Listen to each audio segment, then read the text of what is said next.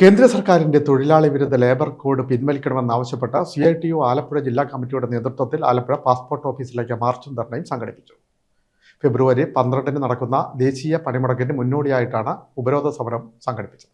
കേന്ദ്ര സർക്കാരിന്റെ തൊഴിലാളി വിരുദ്ധ ലേബർ കോഡുകൾ പിൻവലിക്കണമെന്നാവശ്യപ്പെട്ട CITU ആലപ്പുഴ ജില്ലാ കമ്മിറ്റിയുടെ നേതൃത്വത്തിൽ ആലപ്പുഴ പാസ്പോർട്ട് ഓഫീസിന് മുന്നിൽ ഉപരോധ സമരം സംഘടിപ്പിച്ചു.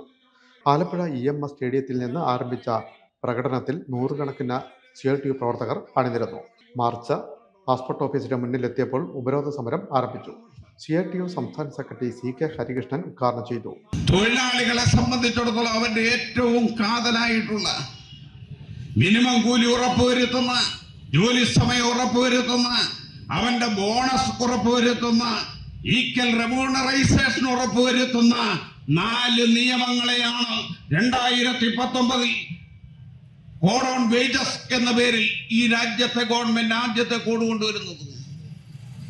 സാധാരണഗതിയിൽ നമ്മുടെ രാജ്യത്തെ ജനങ്ങളെ ബാധിക്കുന്ന സുപ്രധാനമായ ബില്ലുകൾ, നമ്മുടെ അധ്യക്ഷനാണെങ്കിൽ ഒരു MLA ആണ്, നിയമസഭയിൽ ഒരു ബില്ല് വരുന്നതിന് മുമ്പ് അതിന്റെ പകർപ്പ് ഇവർക്ക് കൊടുക്കും. എന്തിനാണ്? അവർക്ക് പഠിക്കാൻ വേണ്ടിയിട്ടാണ്. എന്നാൽ ഈ കോഡ് വരുമ്പോൾ അതിന്റെ പകർപ്പ് ഒരു MPക്കും കൊടുത്തില്ല, നേരെ കൊണ്ടുവരികയാണ് പാർലമെന്റിലേക്ക്. ഇന്ത്യ രാജ്യത്തെ തൊഴിലാളികൾ അവരുടെ ഉജ്ജ്വലമായ പോരാട്ടങ്ങളിലൂടെ നേടിയെടുത്ത 1936 സ്വാതന്ത്ര്യത്തിനു മുമ്പ് പേയ്മെന്റ് ഓഫ് വേജസ് ആക്ട്. ജില്ലാ പ്രസിഡന്റ് H. സലാം MLA അധ്യക്ഷനായി. ജില്ലാ സെക്രട്ടറി P. ഗാനകുമാർ, BS മണി, TK ദേവകുമാർ, EP പവനൻ തുടങ്ങിയവർ സംസാരിച്ചു.